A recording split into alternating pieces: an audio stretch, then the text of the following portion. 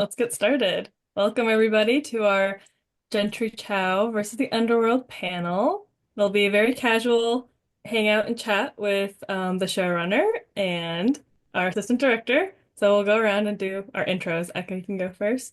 Yay! I'm Echo. Hello, everyone. I am the creator and showrunner of Jentry Chau versus the Underworld. Hey everybody, I'm Gabe Lee, and I'm the assistant director on Street Chau versus the Underworld. And then I suppose us as panelists, we can introduce ourselves as well. Hi, I'm Alice. If you've been at AIA, I've been the creative director.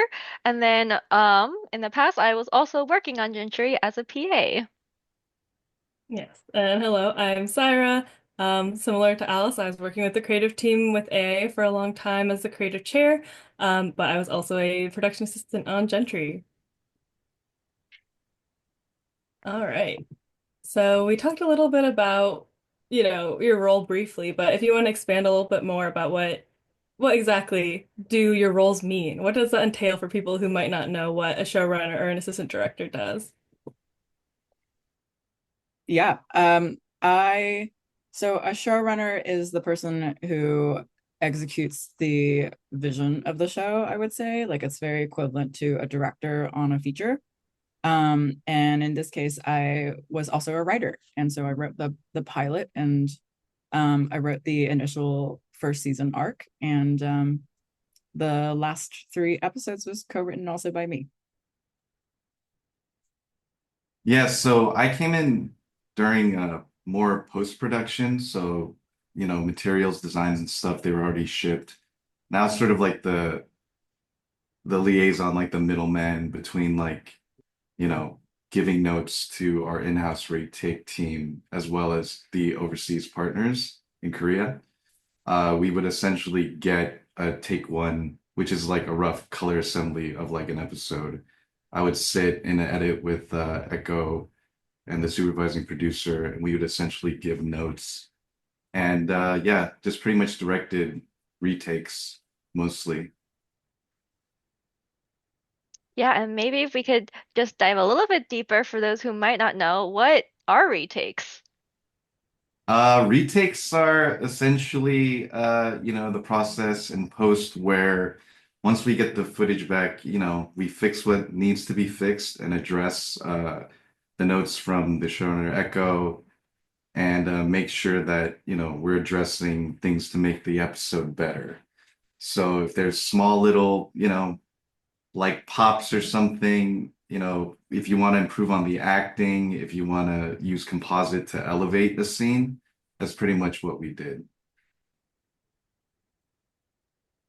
Amazing. Thanks for those intros. We'll dive into kind of our first question here. What was it like to work on Gentry compared to some other previous productions you've worked on, or some of your other previous like creating experiences? Are you gonna do that thing where you make me answer first and then you wait for me to answer and Do you want me to answer? I can then go first if you want me to. uh Uh, well now it's confusing. Now are you gonna go first or am I gonna go first? We'll have Gabe go first this Okay, time. go first, go I'll first. go first. We'll alternate. How about that? Okay, sure. Uh, I think for me personally, I think that you know, from the start, it was pretty evident that everybody really cared about the show and they wanted to do their best. I think because of that, it kind of made the production, more bonded in that way. Like everybody was, putting in their best effort to make sure that the show could be the best that it could be.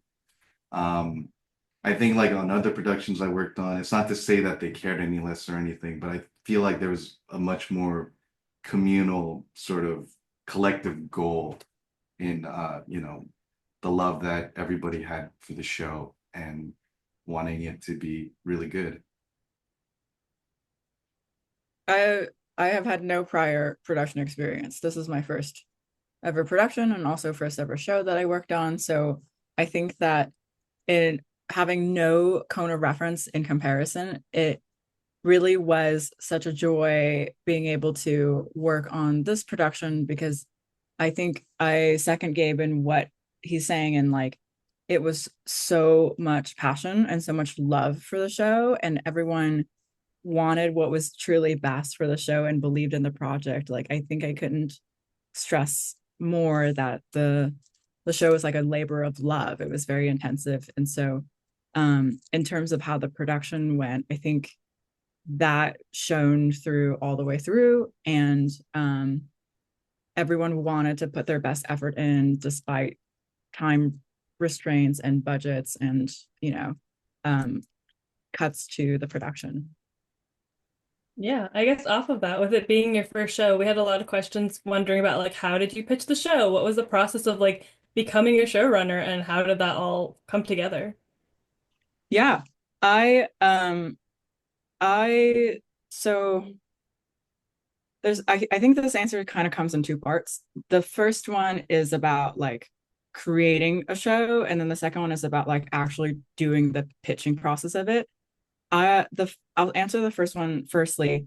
So in terms of creating the show, I knew that I wanted to create like an animated series about a girl having fire powers, and like I knew I was taking a walk and I knew that I wanted to create a show that surrounded like Chinese mythology in some sort of way, and I thought it was really fun the way that Zhangshis were portrayed in like uh you know Chinese film and Chinese horror and Hong Kong horror.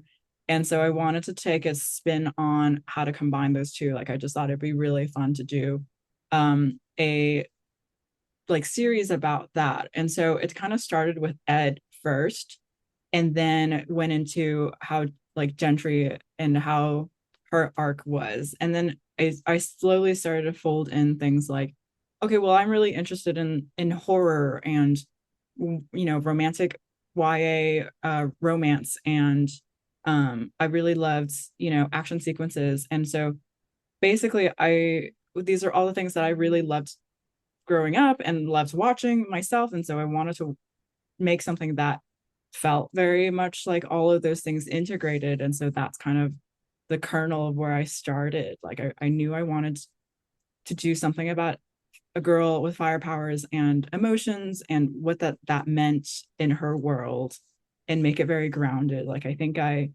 for example, like was so in love with the idea of like having her have different outfits and listen to music and have all these interests that like uh teenage girls actually, like when I was growing up and teenage girls actually have. And so that kind of started like the tone of it and how authentic I wanted to make it and all that stuff. um in terms of like actually pitching the show, that was a little bit of a special case because um I was writing the show right when I moved to LA. So I moved to LA in 2017. And then I started taking writing classes, and I was writing the first couple of iterations of Gentry like in a class basically to keep deadlines for myself. And then at the time I was also talking to Cal Thanosov, who is the character supervisor on the show. And he and I started teaming up and creating like kind of the tone of the artwork. And he was helping me do a lot of the artwork for the pitch deck. And the way I pitched it, I would not really recommend people doing, because I had like an extensive Bible and like a really extensive deck, like 200-page slideshow, like such an extensive deck, because I could not organize my thoughts very well. Like now that I have gone through it, I would suggest it a different way. But at that point, also the pandemic had just hit and we were really unsure how to pitch. Like we were one of the first virtual pitches that went through the industry. And so I was like, I have to make sure that these people, our tensions are just constantly on the screen and they don't like get burnout or anything. So I was like constantly flipping through slides to be like keeping their attention, and there would be like memes and stuff in it. Like there was not all just artwork. And so in terms of like actually pitching the show, I think that was a really special case because it was half a traditional pitch, half a virtual pitch. How do I make sure that the execs feel it, stay engaged and stuff? And then also when you have like Ali Wong and Aaron Colite in the room, it garners a certain level of tension too. So I think it was the right mixture. It was the perfect storm of all these things coming together. Sorry, that was a very long-winded answer. No, you're totally good, and I think everyone really appreciates you really going in depth in the process. I know people are super curious, especially at such a difficult time to really Yeah. pitch a show. Yeah. I mean, we did a lot of heavy lifting in the beginning. I think because we were able to like kind of pitch the show already in a deck, we sent that deck to Allie. Allie called us and was like, "Hey, I'm really interested in this show. Like your voice is so clear and the vision for the show is so clear. How do I get involved?" And then we kind of just rolled from there on. And I think, from there, like I had pages of scripting the actual things I was going to say in the room and in the pitch room and stuff. Like I Mm, all of it memorized the way that like actors would on a set. Like all of it was timed and everything, because even my reps and my managers were like, you could do it. You just have to say these exact things. And so it was a lot of rehearsal before I got up to it. And I think if I like my second time around pitching, and the way I pitch now is totally different. totally. I think we'll bring it back to kind of Gentry, the production. We want to ask a little bit, and also to bring Gabe back in. We want to ask if there are any unique experiences or moments that you can remember working from the show. We'll start with Gabe this time, Yeah, unless Gabe. you need more time to chew on it. Unique experiences. I don't know if there's any unique ones. There's definitely memorable ones. Yeah, totally. You can I share those as think, well. yeah, I think just kind of sitting in the different edits, like the different take ones and the take twos and color corrects and color grading sessions and just kind of, bonding as a crew then and just sort of seeing the evolution of like the episode, right? With all the fixes and all the pluses that we implemented to make the show better. I mean, the whole experience itself was a very, unique and special, memorable one for me. So, but yeah, definitely, a lot of fun in those edits and stuff. Definitely. Gabe, I know a lot of memes came out of those. Memes, yeah, definitely. Our own memes, our own sort of more wheelchair, less hat, more hat, that kind of stuff. I just want to also say that Gabe is like totally humbling himself right now, because I think that he like really brought such an extra level of like sincerity and crew morale to the second half of the production. Like I think that you did such a fantastic job. I don't know if this was your first time doing retakes directing, but it was so seamless when you came in. Like it was so admirable the way that you were able to keep on the schedule and have your crew behind you. Oh, thank you. I appreciate that. Uh, Yeah. Oh, sorry. no, I was definitely seconding all those thoughts. I think you're being way too humble. Give yourself a little bit more credit. Yeah, thank you. Yeah, definitely. I feel like, I want to encourage, that type of morale and that kind of culture on the team because, animation's a team sport, and even in my role, even if it's managerial, I only contribute what's part of my role, right? But I want everybody to feel like, their opinions are considered and they're being heard. And we all watch stuff. Everybody has creative input, and I want to encourage that. I think that, you know, there's a lot of times too where I, lean on the production where we'll be in an edit session and, I'll just fixate on something too much. And, production and the other people in the room they kind of talk me down like it's okay, I don't think we need to do that. And then I asked the room, uh did you guys notice that, do you guys care? And it's like, nah, I think it's okay. It's like, okay, good, let's move on, sort of thing. My most memorable Like, okay, so it's a cheated question because it's all memorable. Like every part of the production was like super sweet. Like there were so many special moments from every part of the pipeline. But I will share a personal anecdote because I think it's really funny.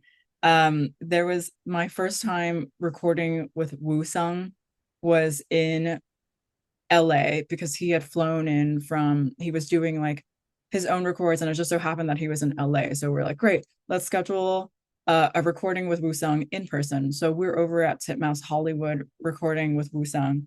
And I'm like, this is my first time meeting him, blah blah blah. Like, Stephanie, the voice director, is on Zoom, and we have Ryan calling in and all that. And then I go to like say hi to him, and I I trip.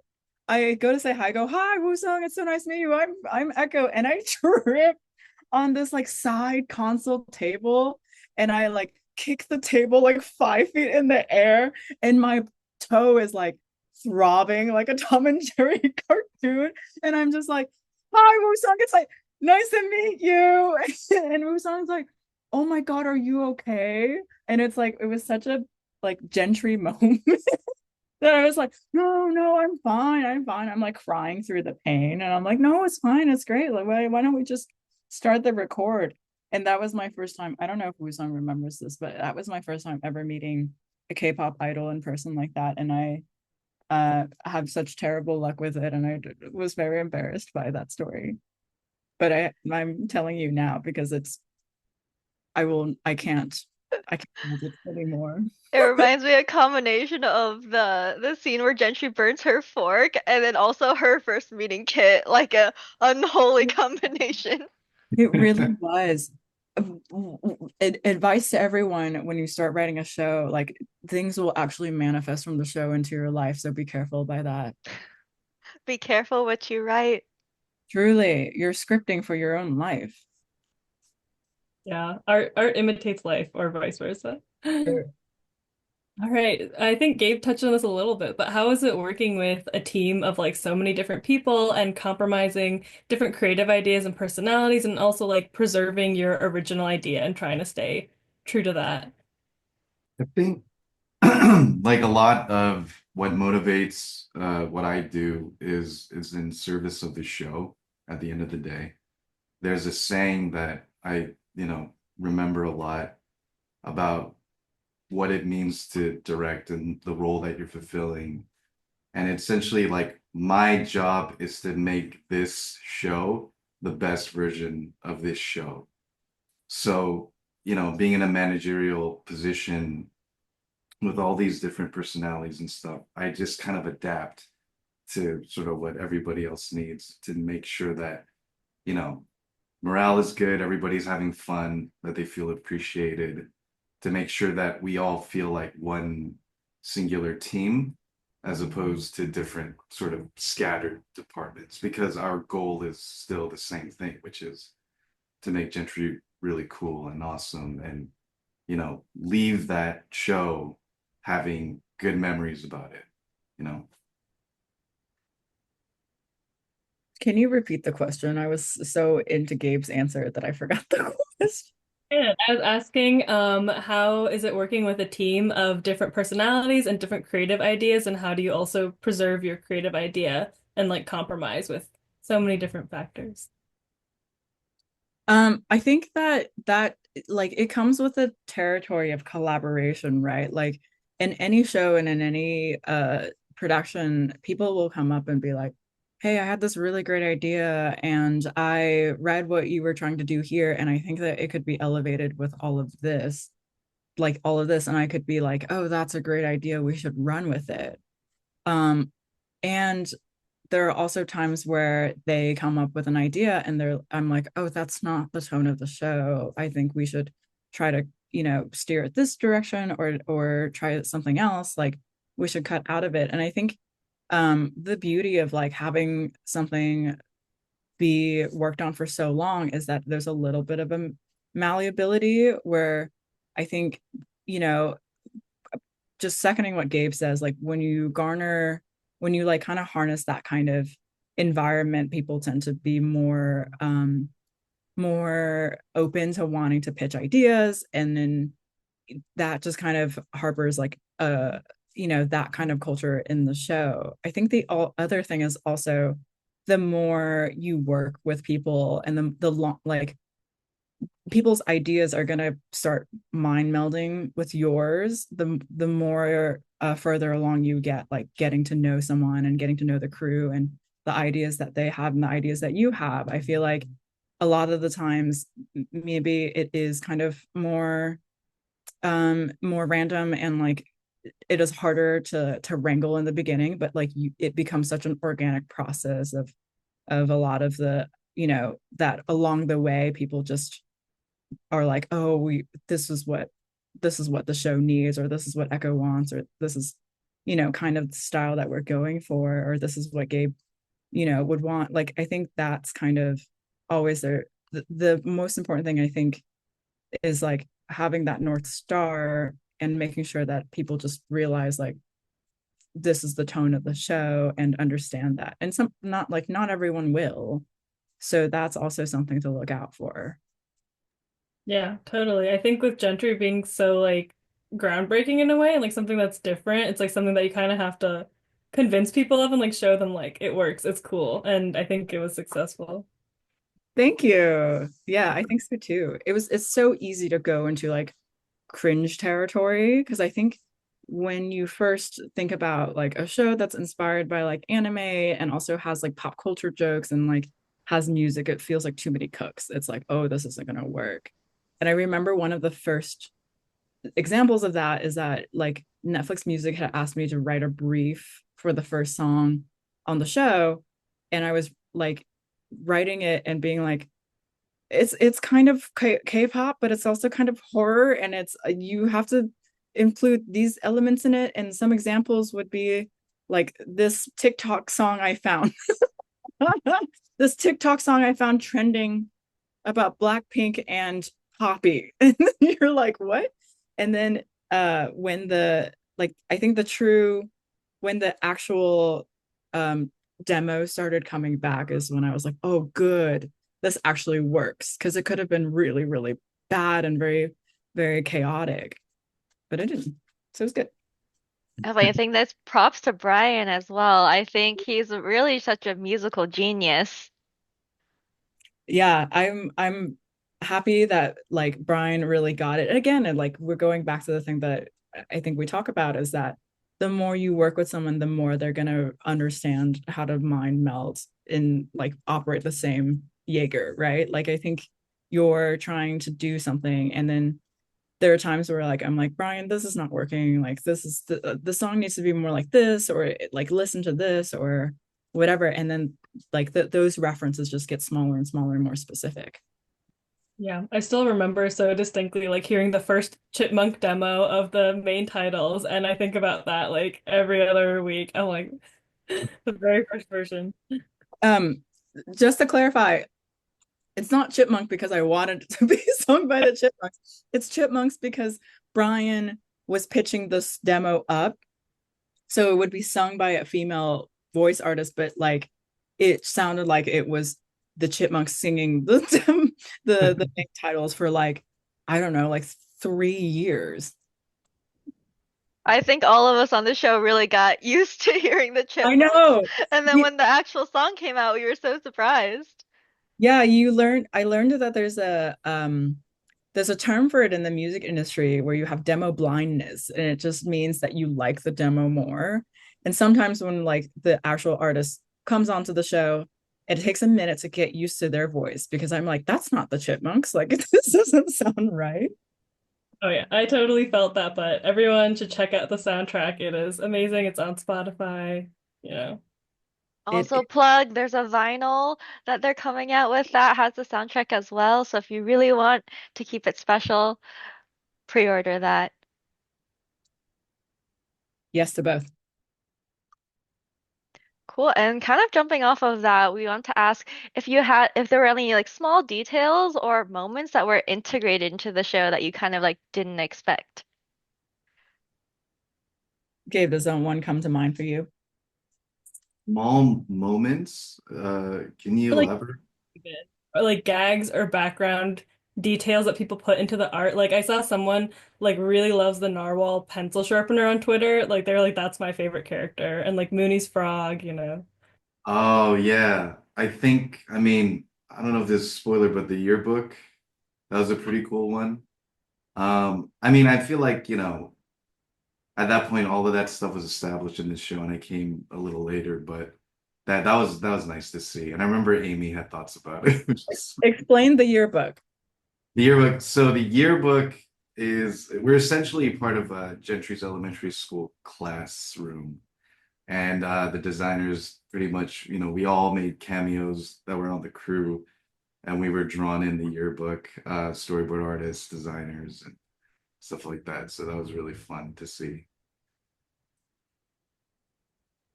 Um, I yeah, the narwhal one's pretty fun. Like I think the one day, so Gentry has a lot of narwhal stuff. Like she has a narwhal shirt, and then her room is just full of narwhal, like uh stuffies and all kinds of things. And I think one day Cal was just like, Gentry likes narwhals. And I just never said anything. And it just got more and more. Like the next couple of reviews were just, they were like, oh, Gentry likes narwhals. Okay. And then everyone was just stop in the room. And I was like, this needs to stop. Like, who said this was good? And then Cal's like, I just decided Gentry likes narwhals. So the reason why there's so many narwhal stuff is because um the idea is that Gentry, it's her 8-year old room, and all 8-year olds have like a favorite animal, and so that's like a small nod to like how a childhood bedroom kind of evolves. um I think one of my favorite things is the in-world anime in the show. There is posters for it, and it used to be a lot bigger part of the scripts, but there's an in-world anime called Imposters Inside the Half Moon, and it was just supposed to be like a little nod, like a figure here and there. But then we had this one designer, Julian DePero.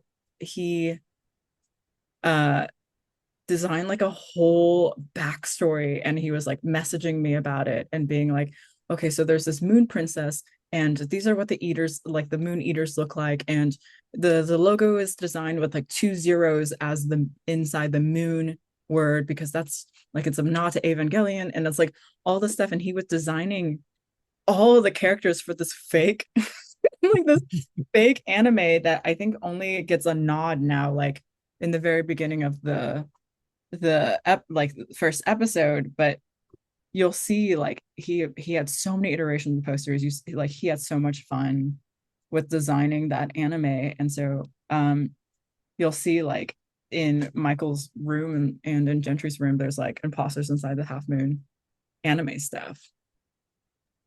Totally. One of my favorite things from Julian too was all of his in-world Gentry merch designs Yes, that these like little hot sauce bottles were based off of. Truly genius. So fun. he was very good at that. Yeah, they're amazing, really fun details. So I feel like any like frame that you freeze on, there's some Easter egg in the back. Like I think one of my favorites was 203 or 103 when they're at the flower shop and there's like the found cat poster. It's like, help, this cat is ruining my life. Yeah, those are really good. I think like the backgrounds, uh the designers all had a field day with like putting as much stuff as they could in it. I think also like Gentry's shelf, her drawer in the room spells out the fire symbol. Like it's like the fire symbol in the Chinese bagua. And so there's a lot of small knots. There's also a bagua like outlet at some point in the pilot. Like there's a lot of eyeballs and a lot of symbolism in the show. Yeah, totally. And shout out to like Alex Myung and our BG team. They all had so much care. Definitely. Um, Transitioning to a little bit of a different topic, since we're here at Asians in Animation and Gentry is such a celebration of Asianness, like how did representation and culture play a factor for you both on screen and also behind the scenes with the crew? And the crew is very diverse. And also, were there any specific stereotypes or like things that you wanted to break or include? I think for me personally, it was just kind of seeing the representation of the Korean culture and going overseas to visit the studios and just how stoked and passionate that they were about the show, and what it was about, and all those references to their culture. There's a model checker at one of the studios where, they were already starting to draw like fan art, and they already were making Team Kit, Team Michael over there. So they really, were passionate about the project. And I think that there's such a great amalgamation of like representation with all those different, cultural backgrounds, like from Asia that are in the show that I think like created, an opportunity for those, folks over there to work on something that's a little bit outside of what they're, used to working on. So that was really great. And I just think that, overall, the type of show Gentry is and what it represents, I think is really important. And I think that, in our modern society now, like it's like the right time and it fits so well. I think there was, other shows back then that intended to do the same thing, but I don't think people were as open to it. So I think it's great that, within the past few years, people are way more open to it. And a show like Gentry, like came at the right time. And I think it encourages, inspires other people to want to make more of the same thing. I think that it's really common now in the industry to try to make a show that has a person of color as a main character, or like to put in people of color, because it's like, I don't know, there's like a selling point to that I think people really try to lean in, but it's easily soured because if you don't have that experience, or if you don't relate to that heritage, then it's really hard to write a character that it has that heritage or has that background. So for me, I think that I heard this like a really good quote someone told me, is that like a person's heritage, like their background, will color everything that they do, right? It will be more than just the color of their skin, which I think is a missed point a lot in media, is that like just because someone is, Asian or is black, like that's kind of the surface level thing and that's it. I don't think that's true at all. And Gentry is not made to be that way. Like Gentry was not specifically a Chinese American girl because I thought it would be an easier sell to an industry, to a studio, if I made a Chinese American girl. It was truly because I don't have any other experience besides being a Chinese American girl. And so I think that for me, it felt like it was really important to keep that authenticity. And we tried to do that every step of the way. Hiring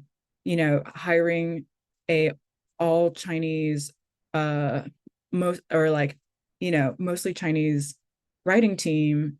And, we had a majority of Asian Americans and women on the show, on like from designers to writers to everything in the pipeline.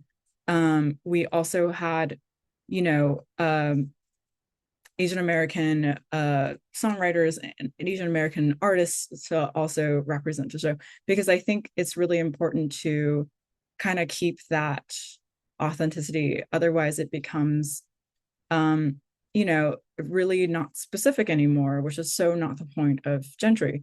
And I think when you see all of that, it's really like inspiring, because someone will be like, oh my gosh, my gugu used to like put foil up behind the stove to do like prevent, oil from splashing on the backsplash. And so that is included in the kitchen because that is how someone related to being uniquely Chinese American. There was also other people that were like, oh, I grew up in Texas, and I remember the building, like this is kind of the neighborhood that I grew up in. And so that it feels so specific in that way. And I think we try to really hone into that, because I don't think this is a show uh, for Asian Americans. This is a show created by Asian Americans that everyone can enjoy. And I think there's a difference between the two things.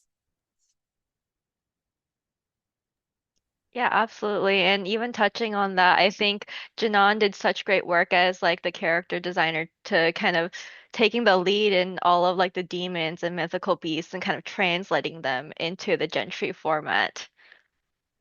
Yeah, I think the things that Janan and all the designers did was understand how to translate some of the things that I wanted to make sure that was like being put forward. Like the kit, for example, is a painted skin, which is an actual short story from Chinese mythology. But the essence of it was that this was a demon that like long time ago, millennia ago, was up on a mountain and would seduce travelers into like spending the night with them. And then the woman became like a giant, like a demon that would like paint skins to seduce dudes, right? It's a very like patriotic short story. And so we were like, oh, well, that doesn't fit in the world of Gentry, right? That is like a mythology that we have to put a spin on it. And so in the Bible and in the pitch, it was like, well, this version of painted skin is a girl's dream boy, which is like every member of of BTS combined. Like that was part of the pitch. And so like when the design team came in, like Janan was very inspired by me hearing me say that. And so he was like, oh, this is then how we should spin Bai Dun and Ox and Horse and um, like, Chang and all the other ones. I think they really took the tone of that and like ran with it. And that's kind of part of like the beauty of having a whole team with ideas and also have grown up with these monsters too, is like how do we put that spin on it? How do we make it uniquely Gentry? Yeah, totally. Like we have also like John Quay being like the surfer dude. Yes, yes, which is him also taking inspiration from Shang, which was hilarious. Like I love that so much. Yeah, all right. We got some questions from the audience too.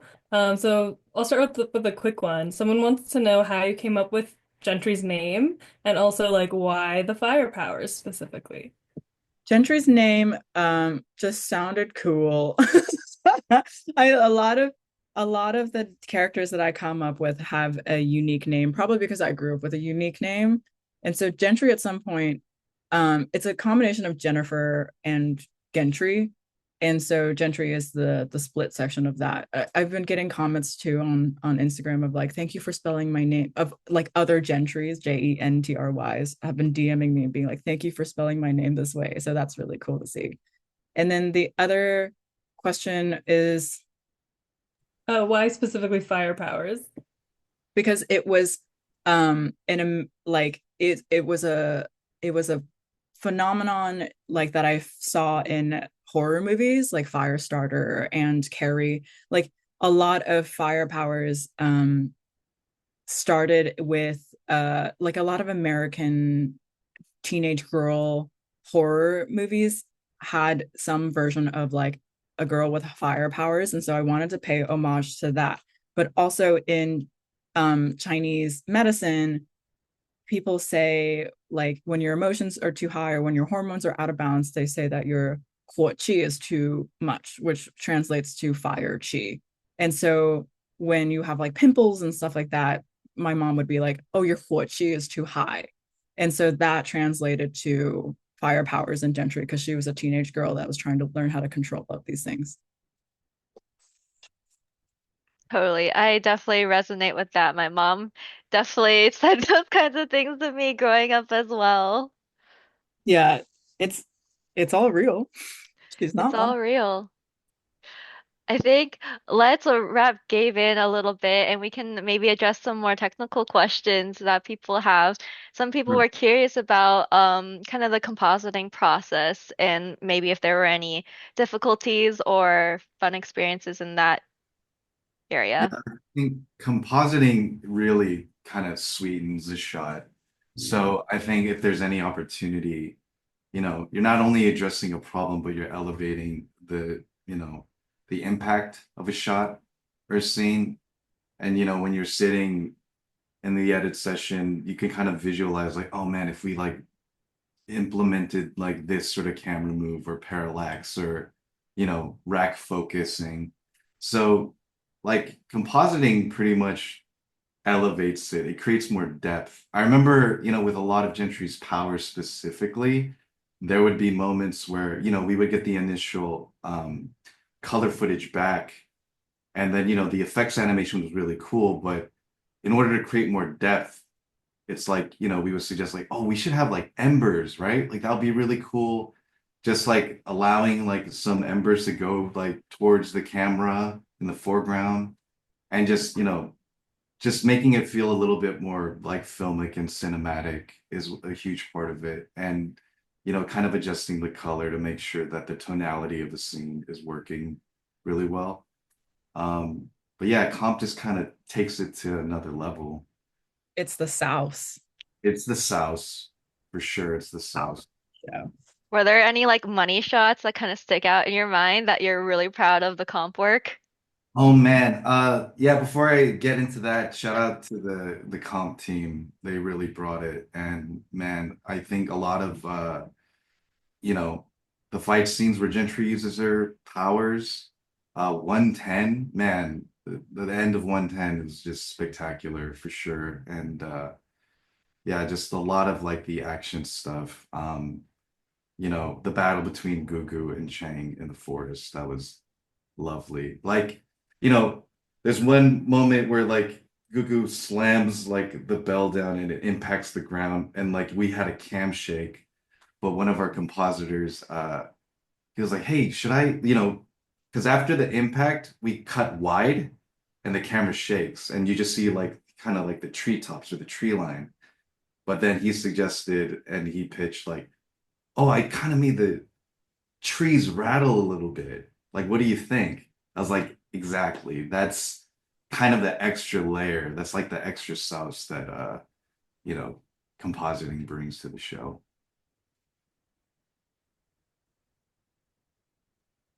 Totally. And I think even in the animation budget, kind of really punching up those like really emotional scenes. I know Yeah. lots of animators are like, make Gentry Yes. cry. Thank you. Thank you for bringing them up. Shout out to them too. I think being able to have the space to take a moment that you know is important for that episode or for the story, and then adding more nuanced subtle acting or pushing the acting for like an emotional beat. Yeah, shout out to the retake animators too. They did a phenomenal job, and not just like the emotional stuff, like the crying scenes when Gentry cries. We had one particular retake animator where they would do such good crying animation that we would assign a lot of those shots to her. But yeah, like even the action stuff, we had some really great, action scenes that, we kind of elevated in retakes where, you know, when Gentry pulls, Ching out, that, yeah, that was just money. So shout out to all those guys. They really, really made the show great too. Definitely. Someone also asked similarly, like, why do retakes happen? And I guess also to include both of you, it's like, how did you preserve the idea from script and then like storyboards and then getting the animation back and then having to do retakes on that? Like, how do you get it to the final image and what you always imagined, or even better than what you imagined? I would say that, like nothing, it doesn't, everything's not perfect, right? Like mistakes are made. And the way that I look at retakes is just sort of like you're either elevating it or you're fixing something that takes you out of the scene. So, for example, maybe the storyboard artist didn't have enough time, so they didn't, draw a background in the panel. So it's up to, or, an overseas layout artist to kind of figure that out based off of a key background. But maybe they didn't get the angle quite right, and the characters don't really sit well in the shot. Um, so things like that can happen. And the choices and the notes that I kind of focus on is to make sure that those types of things are addressed so it doesn't take you out. You know, if there's a scene where, it's an important scene, important moment in the story, if something's not drawn quite right, then I say we gotta address that because if we don't, it's gonna take you out. And I think that, we're kind of, since we all watch a lot of things and movies and film, I think there's a certain level of knowing and being familiar when something's not right. And you can't necessarily articulate it or verbalize it with why, but it's just a feeling. And I think that's really what it is. Like you're kind of used to, like, your mind's eye knows when something's off. And I just want to make sure that, if we're not elevating a scene so it has more impact, it's about addressing things like that, to make sure a character, for example, is looking at what they're supposed to look like, or look at, I mean. I also remember some st footage we got back from overseas. We had many what we lovingly dub as John trees, where Gentry is maybe not quite on model, but it's quite fun to look at in the moment, and then we go back and adjust as needed. Yeah. No, it's not fun. It's not fun seeing either. Maybe not super fun while we were in the thick of it, but maybe to look back on.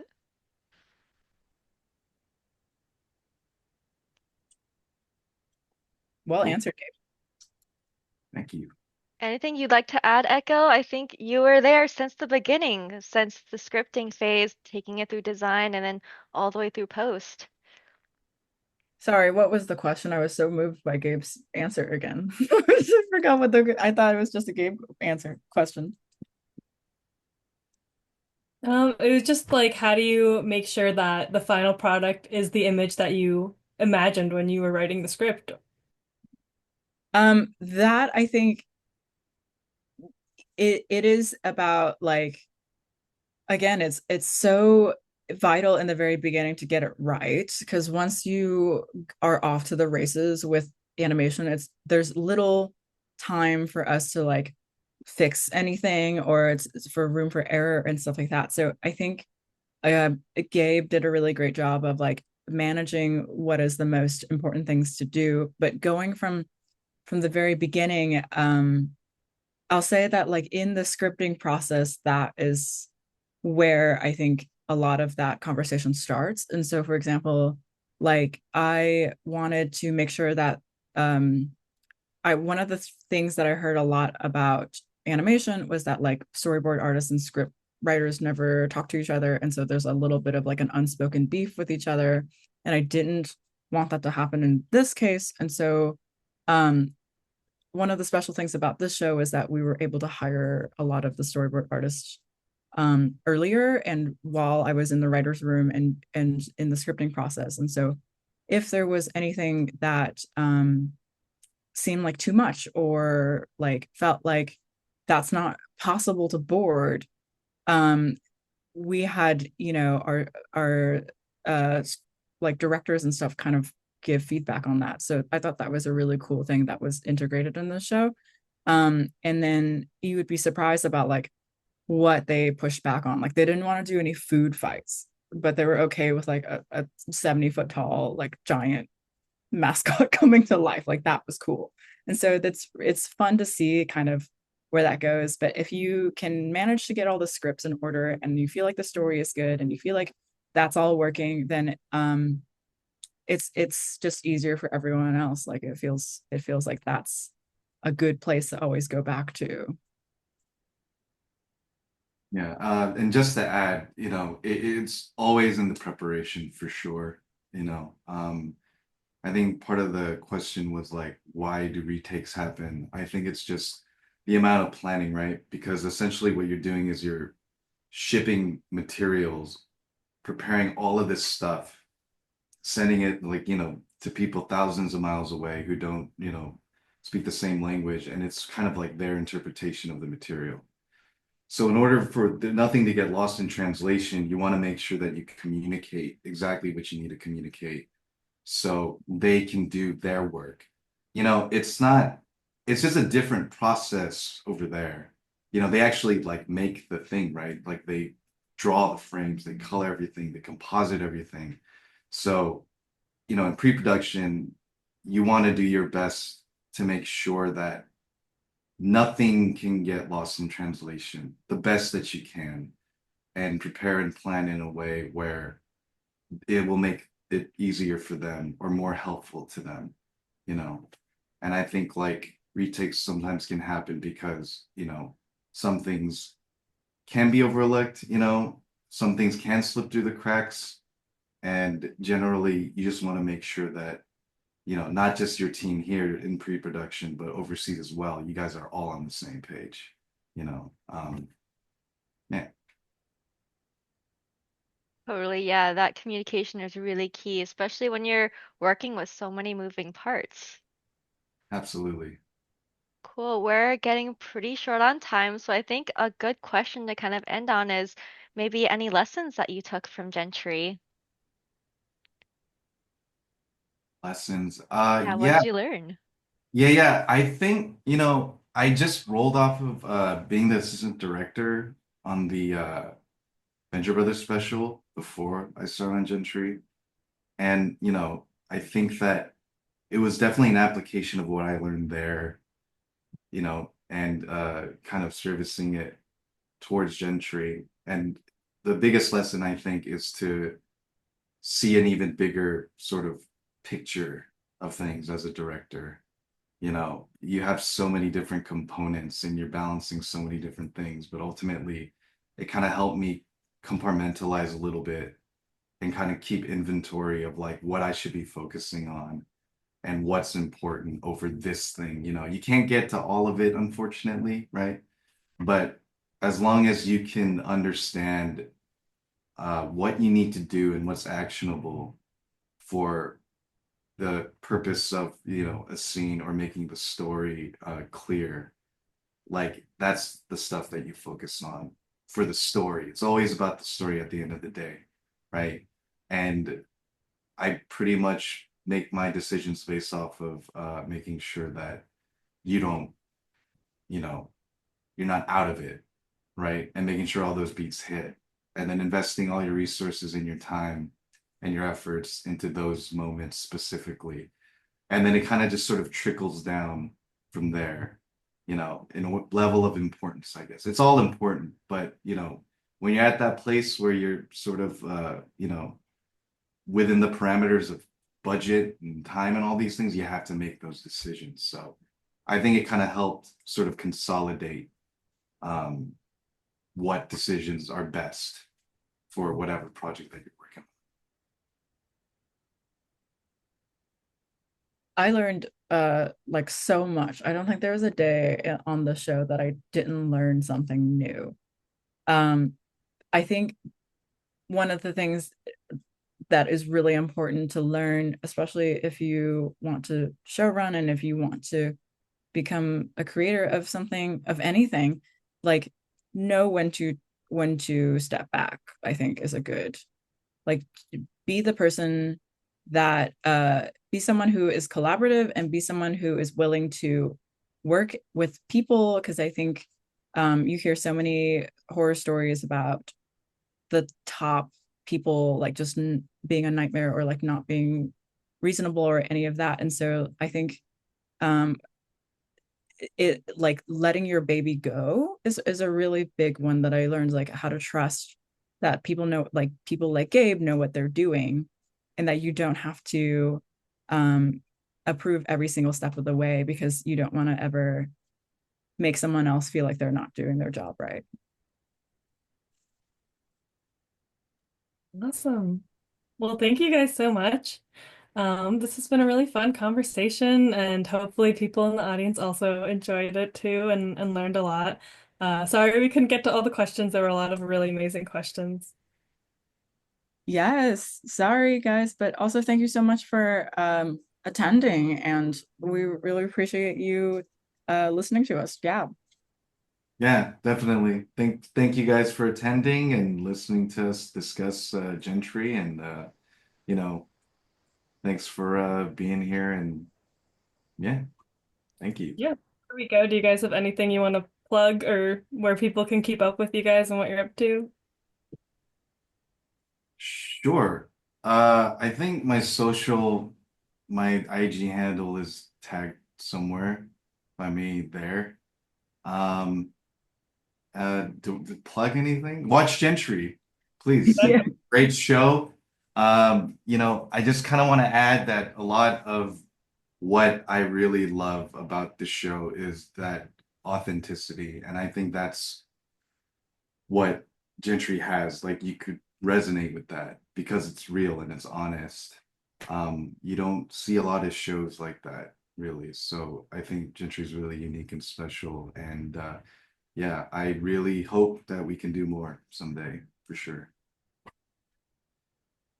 Um, my IG handle is at Echo Echo Woo. You can follow me, and I'm also doing like podcasts and stuff, so you can check out like more interview questions that like such as Syra and Alice did such a great job. But if you want to hear more about how Gentry was made, please do that. And then yeah, please watch Gentry Chau versus the Underworld, now streaming on Netflix, and please take a listen to the soundtrack and buy the vinyl. Awesome. Thanks so much for everybody for taking the time out of your evenings to attend this panel. And thank you to Gabe and Echo for coming to speak with us. Yay! Anytime, guys. Thank Seriously. you guys. Always a pleasure to catch up and chat. Gentry was such a fun experience. I feel like we could talk all day about it. Do we want to take a picture before we officially sign off? Yeah. Do you want your thumbnail? You want your YouTube thumbnail? Yes, I suppose we'll do a YouTube thumbnail kind of thing. Let me get my computer prepped. All right. Strike a pose in three, two, one.